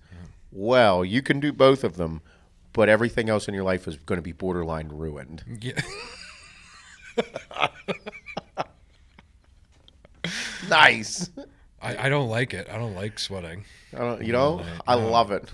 Even Kim noticed last night. She's like, "You were like a fucking furnace." Really? Yep. Man. I don't know. Trying to figure it out. Yep. But this week will be good. Yep. Another. More homemade bars. So I eat way too many fucking homemade bars, by the way. You know what I like about it, though? They don't hurt my belly. Yeah. That's the greatest part about it. I legitimately eat 2 of them a day.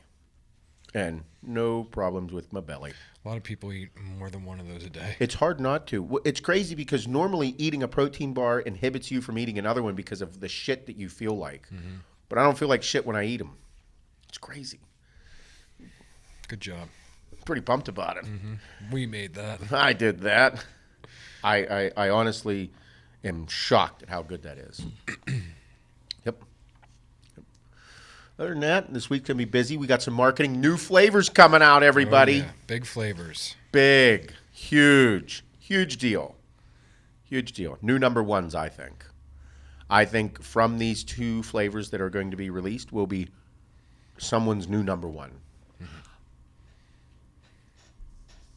The one rivals my number one flavor. I have a hard time with picking a new number one, but I believe that it's still working. But yeah, I would prefer to drink that in the grind over Shark Bite in the grind. Yeah, it's a new number one. Fuck. Next week, 2 weeks. Next week. 2 weeks. 1 or 2 weeks. One of the weeks.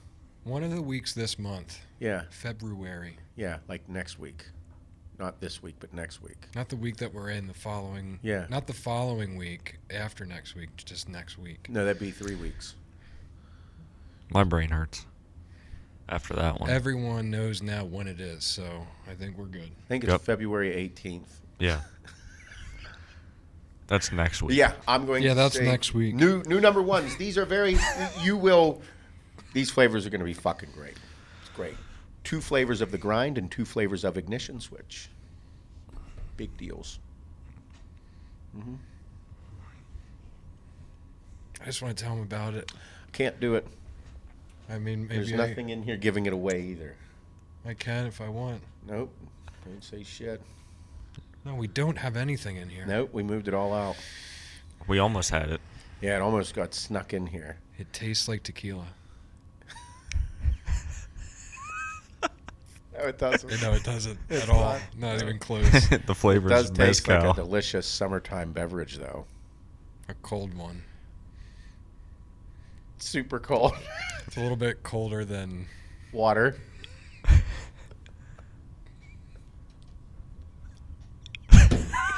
God damn it. All right, moving on. But yeah, got that. So it'll be good time. Shaner, Hey. you have any questions that you'd like to ask us? I have two. You have two that you would like to ask us. Everybody, I just want to say that everything here is going swimmingly. The companies are fucking thriving right now. The HWMF Transformation Challenge is the big focus for me over the next 9 weeks. I want you guys to put in the fucking work. We put up $25,000 for this, and we're expecting some incredibly drastic shit to occur. Drastic things are going to occur in my life. I am a creature of habit. I do things the same way over and over. However, right now, this is going to be a very big deal for me. Like I said, I'm going to make a YouTube video about it. You're going to see a little bit more of the intimate side of why I'm doing this, and it is my transformation during this process. And motherfucker, I want to see you do something along the same lines. I don't want to hear shit from you. I just want to see it. And I'm going to explain mine, and I'm not going to fucking sugarcoat anything. It's going to be me putting in fucking work. And it's going to be me putting in work outside of my comfort zone. So it's going to be something. It'll be an interesting 8 weeks for myself, and I hope you do the same. I just can't win the 25 Gs. I can't win 10 to a male, 10 to a female, and then 5 to the most shredded motherfucker in the game. Whoever is, I've got messages from like big amateurs. I'm like, hey guys, no, you can't do it. You are an affiliate of another company. It's part of the rules. You can't win the $5,000. So you're telling me I have to quit being an affiliate? Yes. Would you like to be an affiliate of Axe and Sledge? But no, it's fun. I'm really excited about it. Do something great with this transformation. I'm going to talk about it a fucking ton over the next 8 weeks, and it's because I want to see great shit happen. Yep. We got a lot of really cool stuff planned, everybody. So put in the work and show us some cool shit. Yeah. Smack that ass! Shaner, what do you got? Would you rather have everyone twice your age and older talk like a minion, or everyone half your age and younger talk like Seth? Jesus.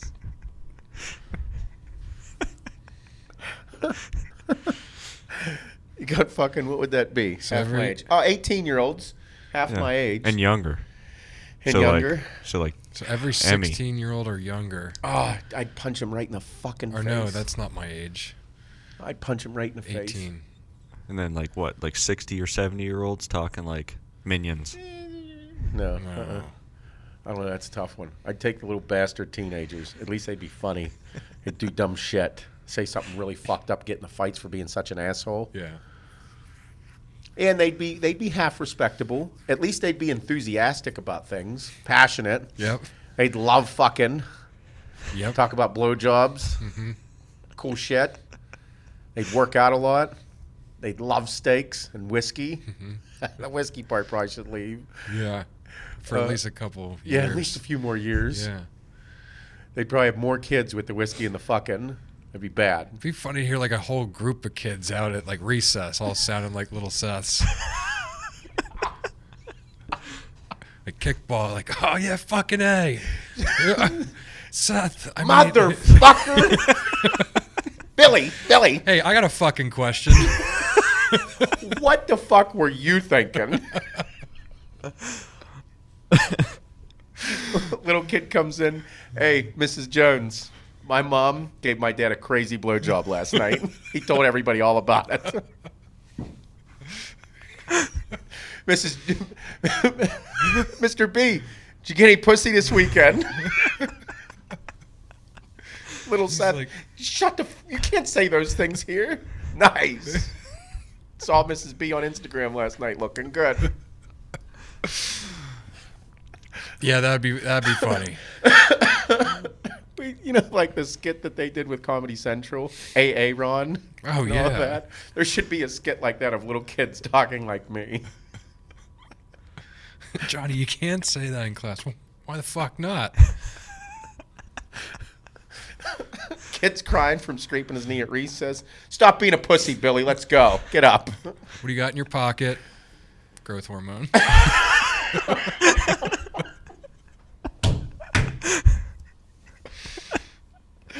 That's one of the funniest skits of all time. Somehow I had growth in my fucking pocket. Though that and the AA Rod skit. Yeah. That's fucking... D-nice. It's like, mother... Bro, what happened to comedy? Why is everybody so soft? I don't know. I fucking hate it. Everybody's so woke and worried about your feelings. Like, fuck that shit, dude. It's funny. You can make fun of me about anything. Like, you're supposed to. Like, you're supposed to be able to make fun of each other. It's funny. Just don't, like, actually mean it. Like, Seth, you're short. You look like a garden gnome. Like, you and your beard, you should be in the Lord of the Rings. That's funny. Because I kind of do look like it. I'm like, fuck, I would have been a way better character than the troll. Way better. Yeah. You know? Yeah. Than Jack Dwarf. It would have been cool. Like, everybody would have been like, yeah, that's great. How cool he is. Yeah. Mm-hmm.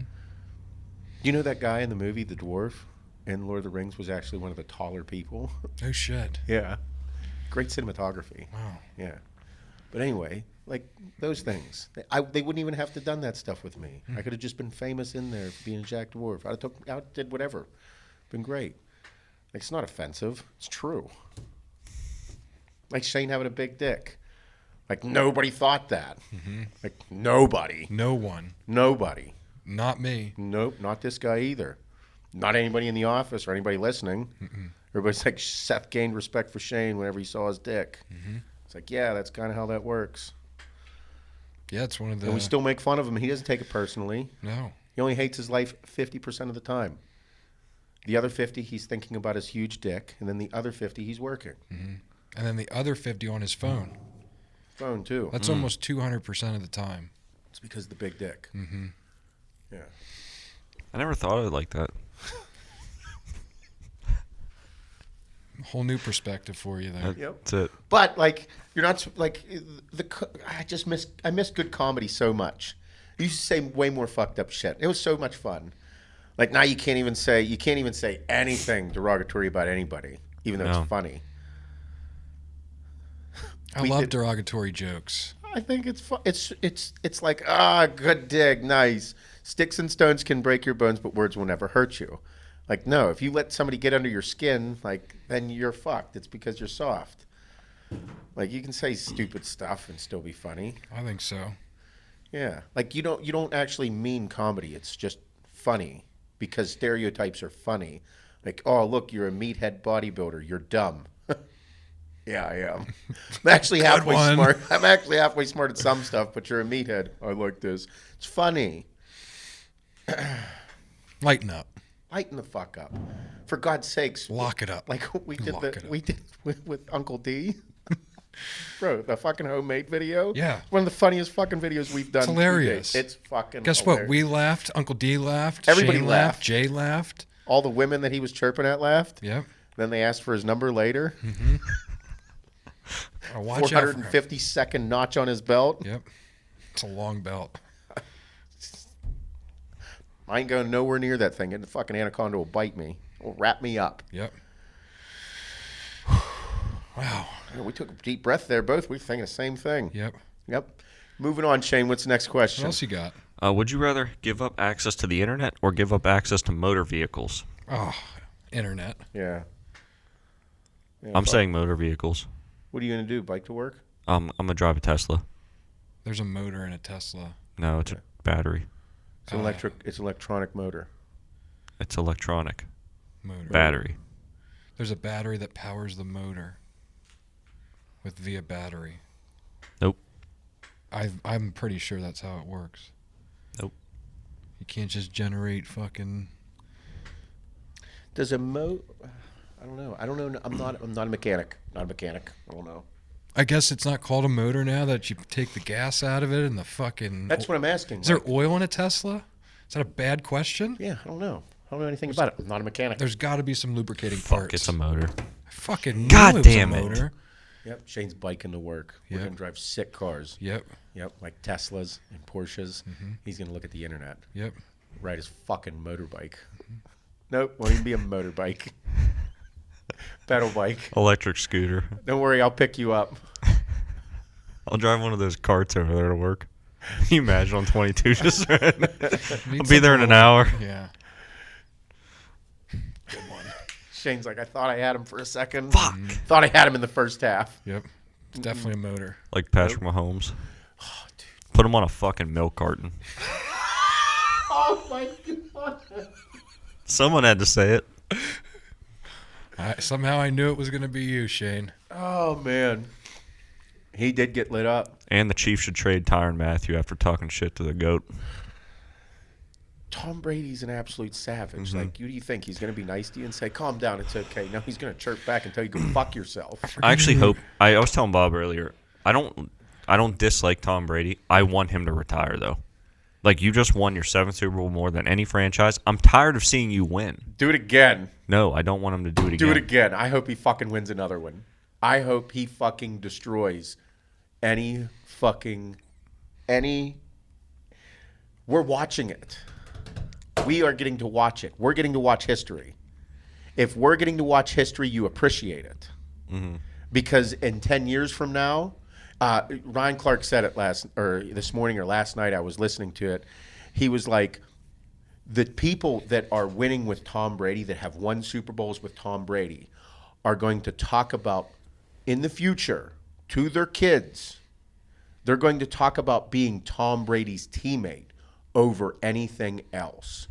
They're going to get to state that they played with Tom Brady because Tom Brady is more than likely going to fucking win again.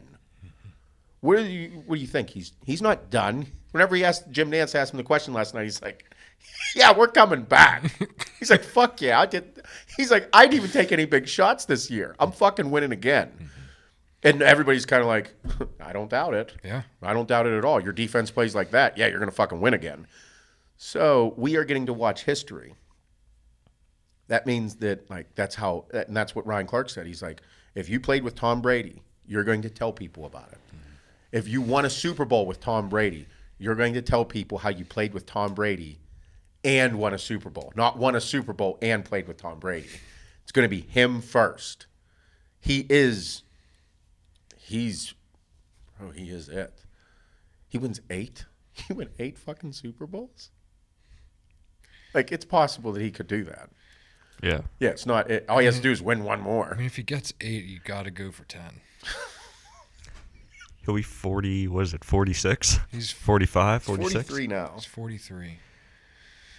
He looks younger. Bro, he looks younger than me. They put up like his entire, like all of his photos from being in the league. Oh, yeah. The beginning, did you see what a bag of shit he looked like? Yeah. He looked like a frumpy fuck. He had like a thick jawline Thick boy. and like Yeah. He looked like Thick Drew boy. Bledsoe's backup. Yeah, he's Bledsoe's backup. Bledsoe went down. I remember when he came in. What'd they say? Patrick Mahomes was like 6 years old whenever fucking Brady was drafted. He looked 6 years old last night. Bro, people with the memes. I ordered Brady's sunglasses. Tom Brady has sunglasses? Yeah. Like Tom Brady sunglasses? They're Tom Brady edition sunglasses. From who? Christopher Clues. Yep. I ordered them. Did you try his meal prep plan yet? No, but I ordered the same ones he walked onto the field with last night. Really? He looked like a fucking animal. Yeah, he did. That swagger. Walked in, looked around, took it all in. Dude's an animal. Yeah, he had khakis on last night. Khakis. He fucks. And a gold jacket. Yeah, sick jacket. Bro's Yeah. awesome. You know, if you have one of those jackets that has just like a collar on it, like it looks like a, what is it called? Like a bomber jacket? No. What are those old school jackets called? Like you know, like the khaki jackets from back in the 80s. Oh,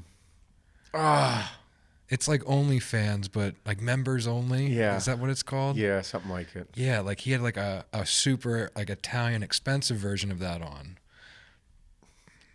I'm a big fan. I'd wear one of those. I love the fact that you became a huge Bucks fan whenever Tom Brady became a Buck. Mm-hmm. And then, like, you were with it all year long. You stuck said it with all it. year long. Yep. We can call you a fair weather fan to some degree, but you stayed loyal all year long. Yeah, I mean, you got to support. Yeah. You got to support the boys. I was a big fan of the Buccaneers whenever Mike Allstott was the running back. Huge fan. Mike Allstott. Thick neck. Dude was an animal. Look up fucking him running for a couple of years. Bro was an absolute animal. Absolute animal. Yeah. They were never really that good. Oh, my. So this guy I used to work with, he lives down in Florida now. But he was out like celebrating the game last night, and like it was like everything was normal down in Florida. It was out of control. Everything is normal in Florida. Like look at this bar. Get the fuck out of here. Oh yeah. That's going on? Yeah, that was last night. Man, that gets my dick hard. Yep. That guy had on an All-Star jersey. So cool. I want to go to Florida. I'm ready to move to Florida. I'll move to the Florida-Bama line. I'll go there. Shane wants to move to Texas. I'll go. Florida's Texas without God. Wow, they shipped my sunglasses already. Really? Like, look, it's Monday morning at 11. Wonder if Tom had anything to do with that, knowing that he knows that you're a big fan. I guarantee it. Well, someone was asking, they DM'd me if, like, I was going to try to get Tom on the podcast. And I told them that he wanted to wait till after the Super Bowl. Yeah, calm down a little bit. Yeah, he had a lot going on. So now I'm sure we'll pencil something in over the next couple of weeks. Yeah. He's got a lot of shoots coming up. How about that? stuff. How about that story? Speaking of that, how about how whenever Tom Brady first came to Byron Leftwich's house, who is the offensive coordinator for the Bucs? Yeah. Tom Brady meant to walk into Byron Leftwich's house for their first meeting together. Mm-hmm. Turns out Tom went to the wrong home and actually walked into somebody else's house, Byron's neighbor, walked in, and the guy was like, holy fuck, Tom Brady. And he didn't let him leave. Yeah. He had to take a picture with him and everything. And then he left and went to Byron's house. But I could see Tom be like, I'm so sorry. Like, yeah. Could you imagine it's Tom Brady. Everybody knows who Tom Brady is. And he walks into your home and is like, oh, fuck, walked in the wrong house. What would you do if Tom Brady walked into your home mistaking it for somebody, for your neighbor who he had to go see? I don't know what my initial thing would be. Like, I think I'd ask, like, quite a few things from him. Like, hey, would you like to enjoy a meal? Would you like to enjoy, like, a whiskey? How about a picture? This is my wife. How about 2 pictures? How about my wife? We can do it together. It'll be a memorable moment. Hey, whatever you want to do. Let's go. I can wait. Yeah. Whatever. I'll be second. Yep. I thought you would hand him a joint or your I don't pen. think Tom would smoke with me. So I would probably, I'd probably say some obscenity first. Like, holy fuck, it's Tom Brady. Yeah. And then he'd love that. Yeah, he'd like, be excited. that is. It's Yeah. me. What if he goes back? Holy fuck, it's Seth Feroce. Like, What if he's like chicken and rice, motherfucker? You're like, holy shit, Tom watched my video. it'd be funny. He's like, yeah, man, that's all I eat pre-game. And yeah. He's a fucking. I'd be stupid bummed. That'd be pretty cool. Mm-hmm. It'd be that guy's life was probably. I wouldn't let him leave for a minute. I'd probably be like, hey, you got to hang out here for a few, okay? Mm-hmm. We all need pictures. You fucked up, and we don't want to call the cops. Mm-hmm. So they're already on their way, making sure you don't leave. They said they want a picture too. I'd probably start like, Tom, I'm a huge fan. Huge fan. Hold on a second. I go grab my jersey. Hi, 911. Yeah, Tom Brady just broke into my house. Don't let him leave. I won't. Don't worry. Yeah, go put on your jersey. Yep. Come back out. He's like, really? You want to wear one? I got another one. You want to wear it for the picture? You know what? I would ask him for his orange practice jersey. I'd ask him for it. Oh, really? Be like, hey, you stumbled into my house. I ask you one thing. Give me one of those orange fucking practice jerseys. Pretty sick. Yeah, I can't find them on the internet. Yeah. He probably won't give it up. It's probably like a lucky jersey. Yeah, I did notice that last night. Whenever he took the last snap and the kneel, took his helmet off, took the game ball and stuffed it in his helmet. I was like, he's keeping that motherfucker. Yeah. Yeah. You know, he does have a lot of class as well. Mm-hmm. Like during the interview, in the post-game interview, whenever Jim Nantz was asking him all those questions, and he's like, is this one better than your other wins and this and that? And he's just like, no. He's like, they all hold a specific. They all have their own place within whatever. And he's like, and right now he's like, we're world champs. It's like you can't take it away from him. Like always has he had a good answer. He proved he wasn't a system quarterback. Oh yeah, for sure, absolutely. That was probably one of the biggest knocks on him. Like, oh, he can't play outside of New England. Yeah, he can. It's not Belichick. No, I think that everybody. There's already been other Patriots that have talked about how Tom Brady was the Patriot way, which is crazy. Do you think Belichick's can ever do good again?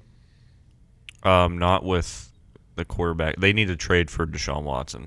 Well, what I'm saying is do you think that? I mean, the whole thing is that you could plug anyone into his system. Oh no. So he obviously just realized that you can't plug Cam Newton into that system. No. Like, do you think that he's going to plug someone else in and that system be there? Or do you think it was Tom Brady? That's the ultimate question. I don't think it was Tom Brady. Like, is he using Tom's? Is he using Tom's brain and his ability to coach? Bro, you need a leader on the field. Oh, yeah. If you don't have a leader on the field, you don't have a fucking football team. Especially an elite one. So Tom Brady just won a 7th Super Bowl. Do you think that Bill Belichick is a better coach than Tom Brady is a quarterback? No, I thought they were a perfect pair, though. Do you think that Tom Brady would be who he is without Belichick? No. No? No. You think he needed Belichick? To at least evolve as a quarterback, yeah. Because you develop certain, like, okay, this works, this doesn't work. Belichick brought experience. They kind of grew together. Sure. But then you also need the right type of quarterback. Like, you need a younger, like Cam Newton, a little bit older, was used to Ron Rivera's system.